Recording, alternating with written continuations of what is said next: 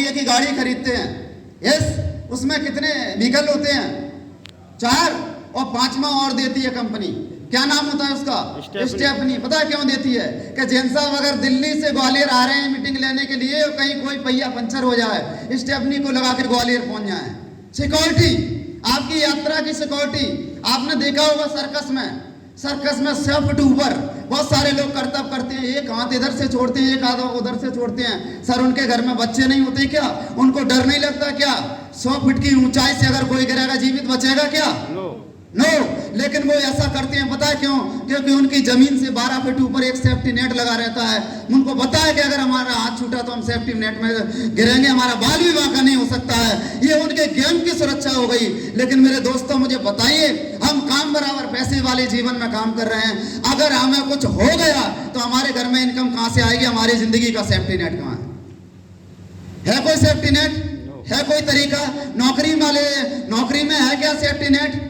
दुकान में है, दुकान खोलोगे पैसा मिलेगा, नौकरी करोगे पैसा मिलेगा, खेती करोगे पैसा मिलेगा, मजदूरी करोगे पैसा मिलेगा, नहीं करोगे तो नहीं मिलेगा। लेकिन दुनिया में 3 तरह के ऐसे लोग हैं जिनके पास सिक्योरिटी है, ये सेफ्टी नेट है। लेखक, गायक, वैज्ञानिक, और इनको सिक्योरिटी के रूप में, सेफ्टी नेट के रूप में रॉयल्टी मिलती है।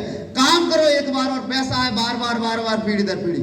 और एग्जाम्पल, हरवंश राय बच्चन जी ने मधुशाला किताब लिखी, आज दुनिया में नहीं है, और उनकी रॉयल्टी अमिताभ बच्चन को आती है। सर, ऐसा कोई यहाँ तो कर करके नहीं मिल रहा और मर के भी मिल रहा है, इसको बोलते हैं रॉयल्टी।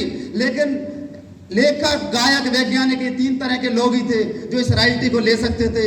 लेकिन धन्य है हम, इस भारत भूमि में हमने जन्म लिया है, और इस भारत भूमि पे आरसीएम ने जन्म लिया है, और आरसीएम ने 140 करोड़ लोगों को रॉयल्टी लेने की एक माध्यम बनाया है जिसका नाम है आरसीएम। आरसीएम रॉयल्टी के लिए किया जाता है, या एक बार काम करेंगे और पैसा आपके घर में बार बार आता रहेगा। इस तरह की सुरक्षा तो दुनिया में कहीं नहीं दे सकती।